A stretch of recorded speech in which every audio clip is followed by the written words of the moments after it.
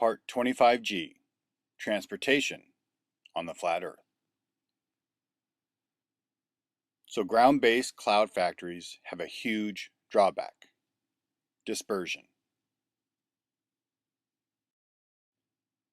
So the controllers of old had to find ways to disperse the particulates through colonization and expansion.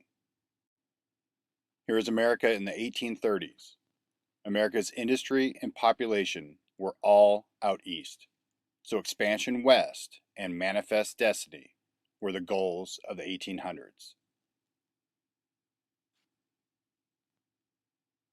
So through expansion and transportation, the controllers were able to disperse their particulates worldwide. During the 1800s worldwide, the controllers used coal and wood-burning steam engines on trains to disperse particulates and people to lands that were devoid of industrial civilization. So railways were the most efficient means on land. So in the 1800s, the railways took off all over the world and especially the United States. Today, there are over 141,000 miles of railway in the US alone. On rivers, lakes, and coastal areas, the controllers used coal and wood-burning steam engines on steamships during the 1800s.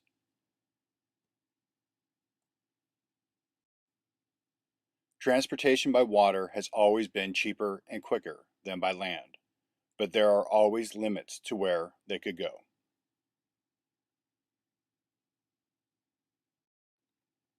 By the turn of the century, metal-hulled ships took over, and fleets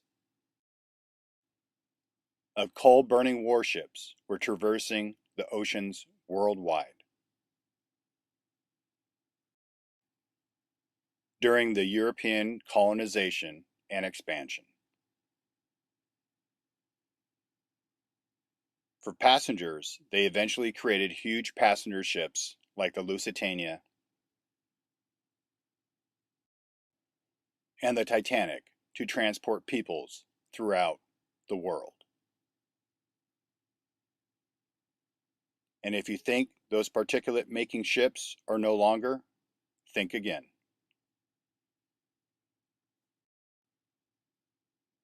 Particulate-making ships are still a necessity for the controllers over large bodies of water.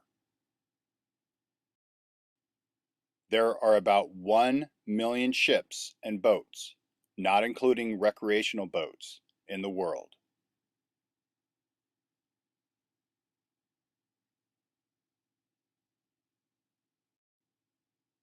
With Ford, around the turn of the century, came the automobile age.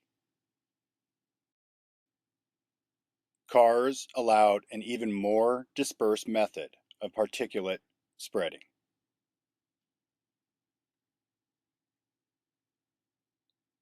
Railways are like the main arteries, and roadways became the capillaries into the really remote areas. So hence the rise of the suburbs in the 1950s, and eventually even the remotest of areas with off-roading vehicles and trucks. There are over 1 billion passenger cars in the world in use today.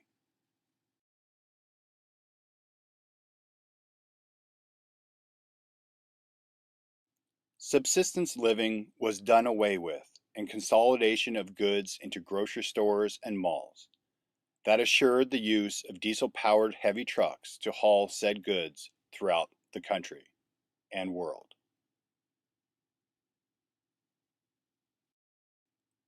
In the undeveloped areas, heavy equipment, bulldozers, excavators, dump trucks, etc., were spreading particulates.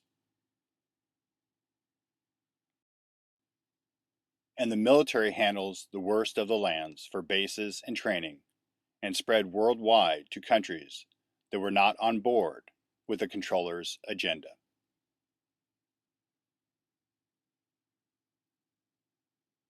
And deep in the suburbs, they have a secret weapon to spread the particulates.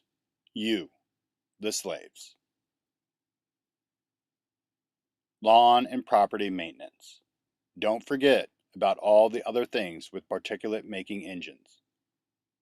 Lawnmowers, push and riding, motorcycles, weed eaters, chainsaws, blowers, snow blowers, generators, barbecues, etc.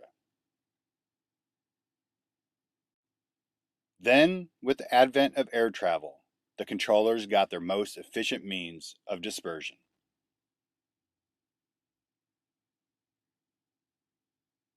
They could deposit the particulates at elevation and create routes wherever they needed them. There are about 40,000 large passenger, cargo, and military planes worldwide, not including light aircraft, carrying over 4.1 billion passengers annually.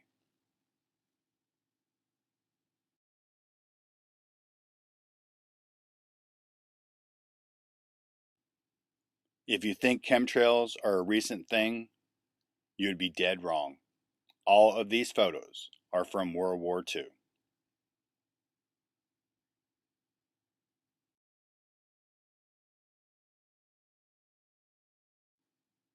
So the controllers just needed to subsidize all of their transportation efforts.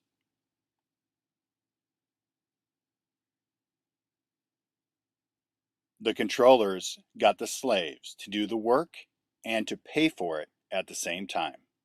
How? By convincing them through patriotism, religion, marketing, advertisements, peer pressure, programming, indoctrination, etc. The controllers convinced the slaves they needed to move to a certain place, take a vacation to some exotic land, buy that third car, get that huge house, manicure their lawn, get those Air Jordans for their kid, eat organic, buy cheap, crappy products from Walmart, etc., etc., etc. The controllers convinced all their slaves that they could be more than a slave via money, status, fame, celebrity, wealth, awards, accolades, etc. And all the slaves bought it, hook, line, and sinker.